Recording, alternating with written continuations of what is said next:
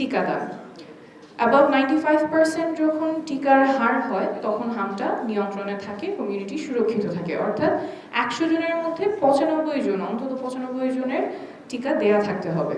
তাহলে এই ক্ষেত্রে অবশ্যই মনিটর করতে হবে কোন জায়গায় এই রেটটা কমে যাচ্ছে, কোথাও কি 95 এর নিচে নামছে কিনা, এবং সেটা প্রথম ডোজের ক্ষেত্রে নাকি দ্বিতীয় ডোজের ক্ষেত্রে। যখন আমরা এটা মনিটর করতে পারবো তখন আমরা সেটার জন্য কারেক্টিভ মেজার্স নিতে পারবো। সেটা কি ভ্যাকসিন হেজিটেন্সির জন্য হচ্ছে, যে মিসইনফরমেশনের কথাগুলো বললেন সে কারণে হচ্ছে, নাকি সাপ্লাই নাই। কিন্তু আমি যদি এতটুকু ট্র্যাক না করতে পারি আমার ভ্যাকসিনেশনের হার কতখানি, কোথায় কমে যাচ্ছে, কোন পকেটসগুলোতে আন্ডার ইমিউনাইজড মানুষ বেড়ে যাচ্ছে, তাহলে কিন্তু আমরা তখন প্রতিকারের জায়গায় অনেকখানি পিছিয়ে যাব। তাহলে একদিকে আমার যেমন ভ্যাকসিনেশনটা রাখতে হবে মোর দেন 95%, তার পাশাপাশি নিয়মিত সার্ভেল করা লাগবে। কারণ কারো যদি হাম হয়ে যায় তাহলে যাতে দ্রুত শনাক্ত করে তাকে আইসোলেট করে ফেলা যায়, খুব বেশি যাতে হামটা না ছড়ায়। তো এই দুইটা কার্যক্রম পাশাপাশি চলতে থাকার কথা, এবং আমাদের জনস্বাস্থ্যের কাঠামো কতখানি মজবুত সেটার উপরে নির্ভর করবে আসলে হাম যখন একজনের হচ্ছে সেটা কি 2, 3, 4 জনে ছড়াচ্ছে নাকি 15 জনে ছড়িয়ে যাচ্ছে। এবং এবার আউটব্রেকটা কিন্তু আমাদেরকে একেবারে চোখে আঙুল দিয়ে দেখিয়ে দিয়েছে যে আমাদের জনস্বাস্থ্যের কাঠামো কতখানি দুর্বল। যে কোনো আউটব্রেকে তথ্য খুব গুরুত্বপূর্ণ হয়। জনগণ কি শঙ্কিত হবে নাকি আশ্বস্ত হবে সেটা নির্ভর করবে কতখানি মানসম্মত তথ্য আমাদের যারা রেসপন্সিবল আছেন তারা দিতে পারছেন।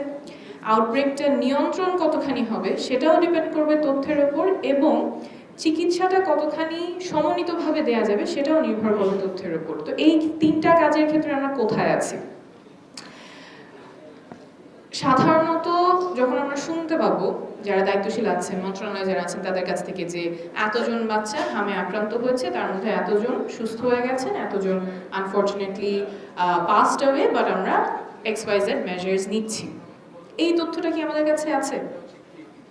এই কয়েকদিন আগেই আমি দেখলাম যে স্বাস্থ্য মন্ত্রণালয়ের একটা প্রেস কনফারেন্সে রিপোর্টাররা খুব সাধারণ একটা প্রশ্ন করেছেন যে কতজন বাচ্চা এখন পর্যন্ত মারা গেছে, সেটার সুনির্দিষ্ট তথ্য নাই। এখন যদি জিজ্ঞেস করি বা কোনো ওয়েবসাইটে, যে সরকারি ওয়েবসাইট, কতজন বাচ্চা মারা গেছে এই তথ্যটাই নাই, তাহলে তো কেস ম্যাপিং, কন্ট্যাক্ট ট্রেসিং মনে হচ্ছে যে খুবই অ্যাডভান্স সায়েন্স, কিন্তু আসলে তো তা না।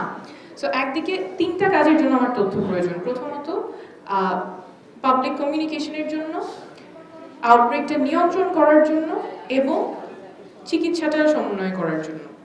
আউটব্রেক নিয়ন্ত্রণে কিভাবে তথ্য হেল্প করবে? কোন বাচ্চাটা হামে আক্রান্ত হচ্ছে, কোন জায়গায় হচ্ছে, কোন লোকেশনে হচ্ছে, এবং কার কাছ থেকে সেটা এসেছে। আমার কেস ম্যাপিংটা করার প্রয়োজন, কন্ট্যাক্ট ট্রেসিং করার প্রয়োজন, যাতে করে যার কাছ থেকে হাম এসেছে সেটা আমরা বুঝতে পারি, এবং কোন কোন বাচ্চা এক্সপোজড হয়েছে বা কার কার সাথে সংস্পর্শে এসেছে, যাতে করে তাদেরকেও আমরা সুরক্ষার বলয়ে নিয়ে আসতে পারি, সেটা জানার জন্য এই তথ্যগুলো প্রয়োজন হবে। কিন্তু আমার কাছে এখন বেসিক মর্টালিটির ডেটাই নাই।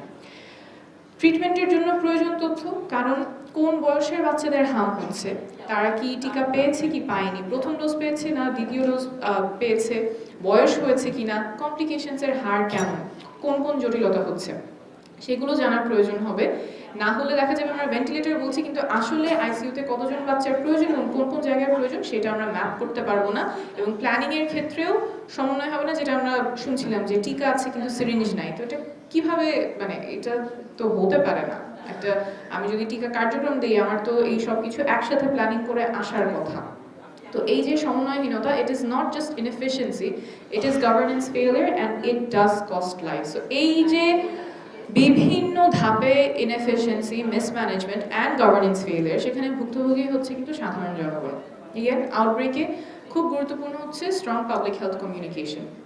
একেবারেই বাচ্চার বাবা মা যারা আছেন, যারা এফেক্টেড হচ্ছেন, তাদের নাভিশ্বাস হচ্ছে এর মধ্যে। কারণ আসলে করণীয় কি, এটা কিন্তু আমরা এখনো খুব স্পষ্ট না। যাদের বাচ্চার জ্বর আসছে তখন কি তারা ডাক্তারের কাছে যাবেন, কখন ডাক্তারের কাছে যাবেন, র্যাশ হলে ডাক্তারের কাছে যাবেন, কোন লক্ষণ দেখা দিলে ডাক্তারের কাছে যাবেন, কোথায় যাবেন, সেটা কি উপজেলা স্বাস্থ্য কমপ্লেক্সে যাবেন, নাকি মেডিকেল কলেজ হাসপাতালে যাবেন, বিভাগীয় হাসপাতালে যাবেন, নাকি আইসোলেট করবেন, ঘরে রাখবেন।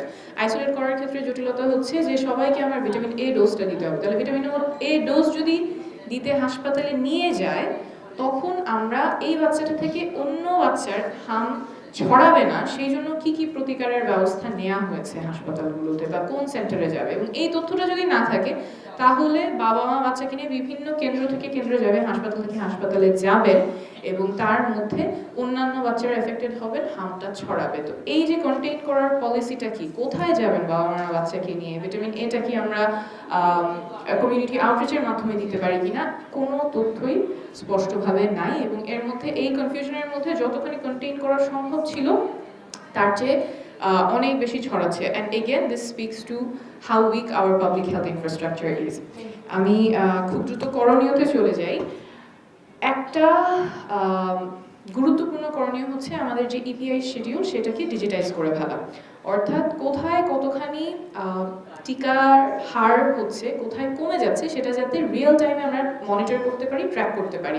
কোনো একটা জায়গায় যে বরিশালের অমুক উপজেলায় 95 নিচে নেমে গেছে, এটা যাতে সাথে সাথে ধরা পড়ে, এবং সেটার কারণ কি, কি কারণে ওই জায়গায় মানুষ বাচ্চাকে টিকা কম দিচ্ছেন, প্রথম ডোজ নাকি সেকেন্ড ডোজ, কোনটা কম হচ্ছে, কি কারণে কম হচ্ছে, এবং যাতে দ্রুত সেটা সাপ্লিমেন্ট করা যায়। সেটা কি ভ্যাকসিনের সাপ্লাই নাই, টিকার সাপ্লাই নাই, সিরিঞ্জের সাপ্লাই নাই, নাকি মানুষ দিতে চাচ্ছে না, কি কারণে টিকার হার কমছে সেটা মনিটর করার প্রয়োজন। এবং সেই জন্য যখন ইপিআইটা ডিজিটাইজ হয়ে যাবে তখন এই ঘাটতিগুলো খুব দ্রুত শনাক্ত করা যাবে, আউটব্রেক হওয়ার আগেই, হাম হয়ে শিশু মারা যাওয়ার আগেই যাতে আমরা সেই সতর্কবাণীটা পেতে পারি, এবং যেখানে আন্ডার ইমিউনাইজ পকেটস আছে সেখানে যাতে সাপ্লিমেন্টাল ইমিউনাইজেশন অ্যাক্টিভিটি আমরা শুরু করে দিতে পারি র্যাপিডলি, সেই জন্য এটা প্রয়োজন হবে। দ্বিতীয় যে করণীয়টা সেটা হচ্ছে আমাদের সার্ভেলেন্সটা যাতে ডিজিটাইজ করা হয়। এগেন কোন কোন জায়গায় হামে বাচ্চারা আক্রান্ত হচ্ছে, শুধু হাম না, যতগুলো পাবলিক হেলথ নোটিফাইবল ডিজিজ আছে, যেগুলো ডিজিজগুলো কন্টিজিয়াস আছে, সেগুলো যাতে খুব দ্রুত রিপোর্ট করা হয় সেন্ট্রালি, যাতে একটা জায়গায় আপনাদের কাছে আসে, এখানে যদিও স্বাস্থ্য মন্ত্রণালয়ে কেউ নাই, বাট যারা আছেন দায়িত্বশীল তারা যাতে খুব দ্রুত জানতে পারেন যে বাংলাদেশের এই প্রান্তে এখন হামের কেসেস আসছে, যাতে এগেন ওই জায়গায় কন্টেইন করা যায়। This also speaks to an overall problem, আমাদের ইলেকট্রনিক হেলথ রেকর্ড নেই। যদি ইলেকট্রনিক হেলথ রেকর্ড থাকতো, অর্থাৎ প্রত্যেকটা মানুষের স্বাস্থ্যের রেকর্ড, কোন কোন রোগে আক্রান্ত হচ্ছে, কি কি চিকিৎসা পাচ্ছেন, চিকিৎসার মান কেমন, সেগুলো একটা ইলেকট্রনিক হেলথ রেকর্ড থাকলে খুব সহজে মনিটর করা যায়, এবং সেখান থেকেও বোঝা যায় যে আমাদের কোন কোন রোগের প্রাদুর্ভাব বেড়ে যাচ্ছে, এবং সেই অনুযায়ী জনস্বাস্থ্যের যে পদক্ষেপগুলো আছে, যেগুলো একেবারে নতুন কিছু না, এটা একেবারেই গণিতের মতো, যে আসলে 95%-এর নিচে নেমে গেলে আউটব্রেক আসবে। সো এটা তো it's not nothing that we don't know, it's not magic, it's a math, but কেউ এই গণিতটা মনিটর করছিলেন না, যে জন্য আমরা এখন এই অবস্থায় আছি। সো আমাদের যে ইলেকট্রনিক হেলথ রেকর্ড, এটা একটা ইলেকট্রনিক হেলথ রেকর্ড না, ই হেলথ কার্ডের কথা আমরা শুনেছি। ইলেকট্রনিক হেলথ রেকর্ড যদি করা যায়, যেখানে আসলে সব মানুষের রোগগুলো একটা জায়গায় আপলোডেড হবে, এবং সেখান থেকে অ্যানোনিমাইজ হলেও মনিটরড হবে যে কোন জায়গায় আপটেক হচ্ছে, কোন জায়গায় এই প্রাদুর্ভাবগুলো বেড়ে যাচ্ছে, এবং যেগুলো পাবলিক হেলথ নোটিফাইবল ডিজিজ সেখানে অ্যানোনিমিটিটা সরায় নেওয়া হয়, যাতে বোঝা যায় যে এই মানুষটা থেকে যাতে অন্য কারোর কাছে না ছড়ায়, কন্টিনিউয়াস মেজার্সগুলো যাতে নেওয়া যায়। সো সেটা হবে সেকেন্ড করণীয়। 3 নাম্বার যেটা করার, তো এইগুলো যদি আমাদের সমন্বয় না করা যায় তাহলে বারবার এই প্রবলেমগুলো আসবে, যে ঠিক আসছে, সিরিঞ্জ নাই, একদিকে বলেছে বেড আছে কিন্তু বাবা মা জানে না কোথায় গেলে বেড পাওয়া যাবে, কোথায় গেলে আইসিইউ পাওয়া যাবে, এবং একটা আইসিইউর জন্য যে কতখানি ভোগান্তি হয় একজন বাবা মায়ের, যে কোন হাসপাতালে, কারণ এটারও তো কোনো সেন্ট্রাল ডেটাবেস নাই যে আমি জানবো যে এই হাসপাতালটা গেলে আমার বাচ্চা আইসিইউর বেড পাবে, সেটা তো জানার কোনো উপায় নাই। তো এই সমন্বয়হীনতার কারণে আলটিমেট ভুক্তভোগী হয় যে এই বাবা মার বাচ্চাটা এখন হামে আক্রান্ত আছে, এবং এই যে শঙ্কা, এই যে কনফিউশন, যে আসলে কোথায় গেলে সেবাটা পাবে, কোথায় গেলে বাচ্চা সুস্থ হবে, এই জায়গা থেকে যাতে আমরা খুব দ্রুত উঠতে পারি, সেই জন্য হাই লেভেল থেকেই আমাদের পলিটিক্যাল উইল প্রয়োজন, পলিসি মেকিং প্রয়োজন, বাস্তবায়ন প্রয়োজন। কারণ এরপর যাতে আর এমন না হয় যে হাম ছড়িয়েছে, ছড়ানোর পরে কন্টেইন হয় নাই, হামে আক্রান্ত হচ্ছে, কমপ্লিকেশনস হচ্ছে, সুচিকিৎসার অভাবে বাচ্চা মারা যাচ্ছে, এটা কিন্তু অনেক বড় চেইন।